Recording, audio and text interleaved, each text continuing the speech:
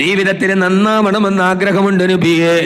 എന്റെ ജീവിതത്തിൽ എനിക്ക് നല്ലവനാകാൻ ഒരൊറ്റ മൂലി ചോദിച്ചപ്പോ ഹബീബ് പറഞ്ഞു കൊടുത്തത് പാതിരാത്രിയിലെ ദിക്റുകളല്ല, പാതിരാത്രിയിലെ തഹജ്ജുദുകളല്ല, പകൽ മുഴുവനും നമസ്കരിക്കാനല്ല.